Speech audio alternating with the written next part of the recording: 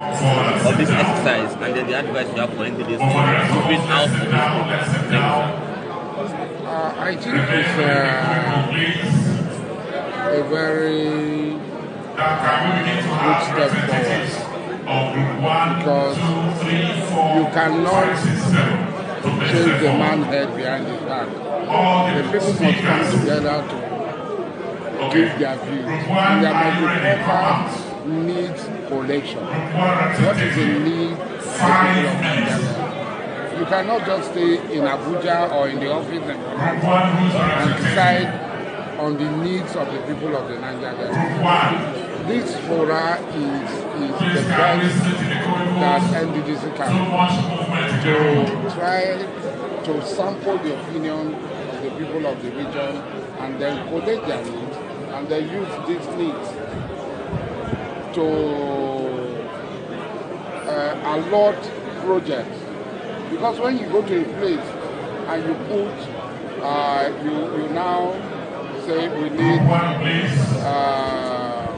solar lights. The solar light, the need of that community. You go to another community that is ravaged by flood. That community maybe need drainages, culverts, and shock protection. So if you go and give them something other than that, it will fail. It is not in the interest of the people. So in a forum like this, if all of us are sincere and committed, we bring up those needs that are priorities to the people. So we need to do the best need assessment and get that. So we have the scale of preference. What is the need of Buguma? What is the scale? Scale 1, 2, 3. Then you decide on the project best suited, will be of the best benefit to the people than just to go to Buguma, decide the project that they have no need of. For instance, Visit River State, Amechi built primary schools, model primary schools, and model health center. Most of these model primary schools and model health centers have failed. Nobody is using them. They have been overtaken by weeds, and some of them have become deep forest because proper need assessment by now.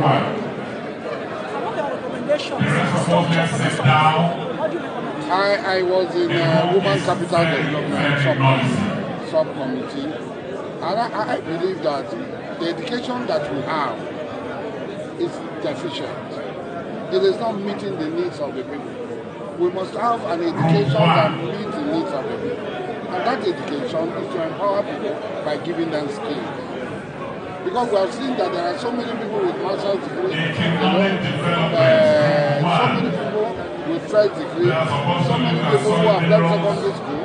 No, they are not employable because their education is not suited to the needs of the people of the Niger Delta. So we must critically look at this. It has to do with needs and sincerity.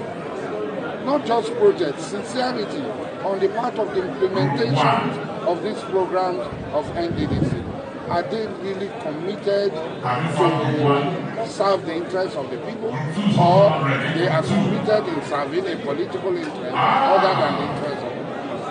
Niger Delta developmental plan, we are told expired in the year 2006. We don't want a review of the original plan or a brand new plan entirely for development and sustainability of the Niger Delta region. See, there is no hard and fast on what the people want. First and foremost, I might have my personal differences with politicians, but there is project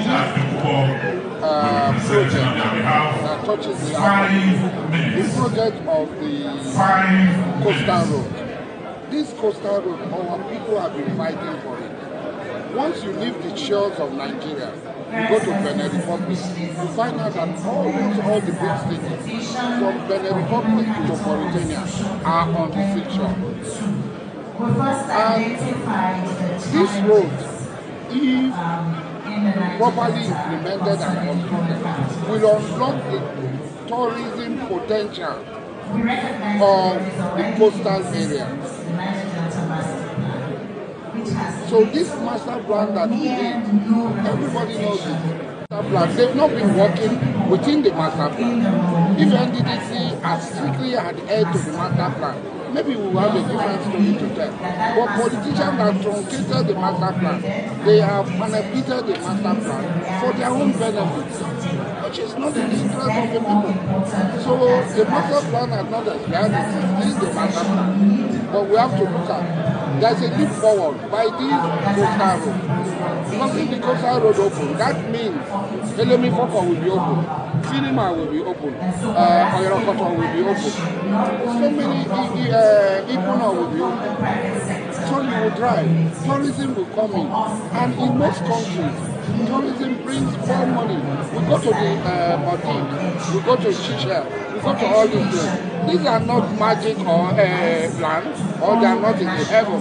They are on earth. It's because we don't have the means to develop our own. That's why we are going to the Chichas, we are going to the Maldives, we are going to do all these things. So this road is going to unlock the potentials of the Niger Delta. And it was a key part of the Niger Delta Development Master. Lastly, a lot of stakeholders have been calling for NDDC to be removed from the TSE. What's your opinion? To be removed from the TSE, the Treasury Single Account.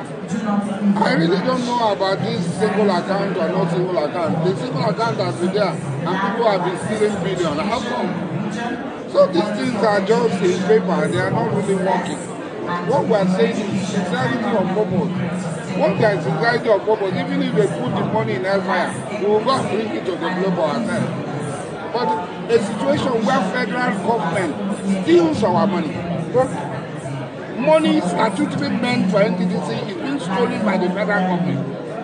Malami took 600 billion of Niger Delta people's money. He stole it. Malami should be held responsible to bring this money. That should be the demand of all Niger Delta people. That this criminal called Malami stole our 600. That's all. And he should be brought to book and he should bring back our 600 billion.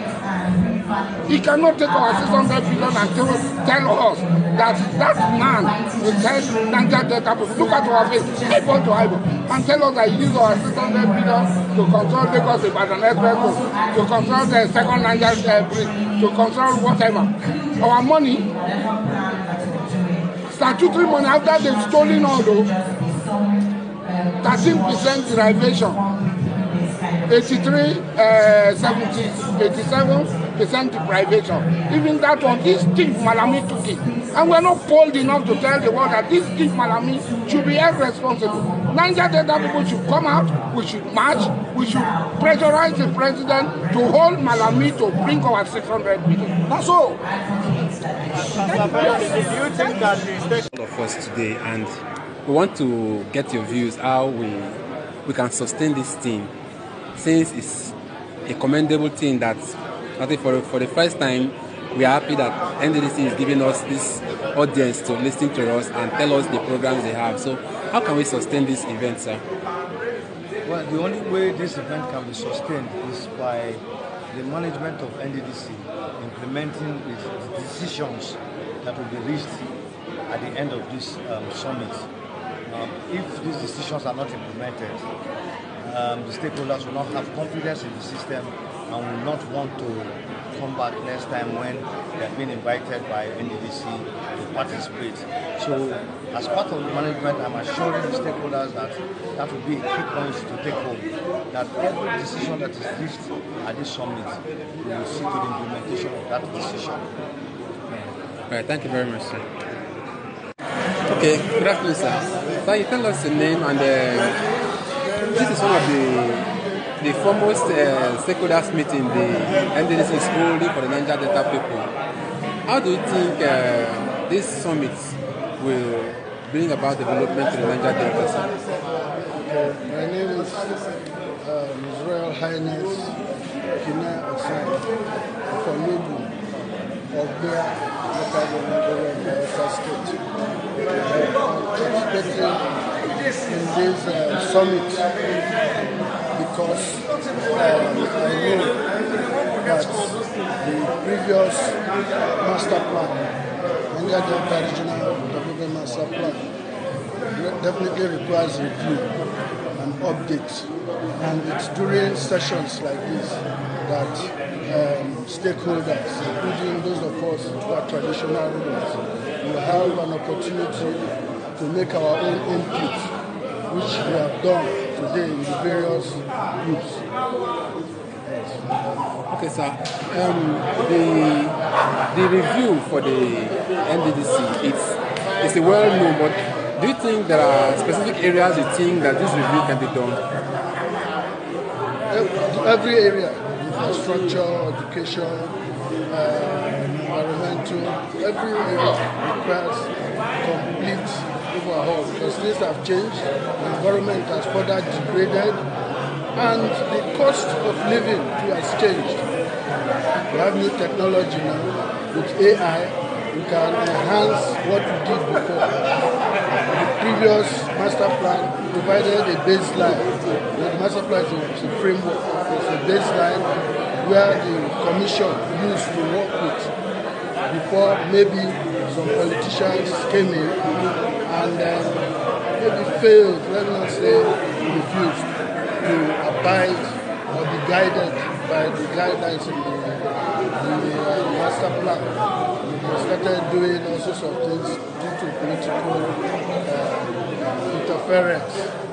But luckily, we have a new board and management that are focused. And with the new mandate of the current president, President Tinubu, I believe that there will be a change. And what things will change positively. Thank you, sir. But in 1 minute, how will you advise the NDDC to sustain this stakeholder summit? To sustain this regular summit, just like every other thing, requires maintenance, which means regular updates, monitoring and evaluation, when the tools, the program, the roadmap, they'll be doing and checking how far they are going, progress is made, and all that. And I believe with the present crew, the MD and his team, and the management, NDDC directors and staff, will be directed, they will achieve bigger milestone. Thank you very much. We will make them to make that choice because, to be fair, you can't really do anything in any area of life, especially when it comes to things like politics, when it comes to policy making, nation building, without involving women. Therefore, it is time that women get on board the discussion process, because we have a lot to offer. The discussion process for the development of the Niger Delta region. Niger Delta region is a very peculiar and very specific area, and the development of the Niger Delta region is more expensive in terms of money to develop the Niger Delta region than any other region because of the terrain and all of that. And the women are very much involved at the local level, at the community level, and we have women that have capacity that can go all the way to the highest level in any country. So it is very important that women recognize their capacity and demand that they are recognized for what they can bring. One more question. You're part of those that help in the peace we are enjoying in Niger Delta now, disarmament and all the rest of it. What do you think we've achieved a lot in terms of peace and the plans in terms of bringing development in Niger Delta after the crisis era? Yes. When I look back, as you raise the issue, and I look back, we're talking about 2008, 2009, when the process to appeal to the people who were armed in the creeks to come out. And when you look at the reasons why that request was made for them to come out of the creeks, if you look back at the time, it's almost 20 years now. It's, I think all the achievements that has contributed to has benefited the government more than it has benefited the region. Yes, the region may seem peaceful to a very large extent, But I can assure you that the region is not peaceful in the sense that when people don't have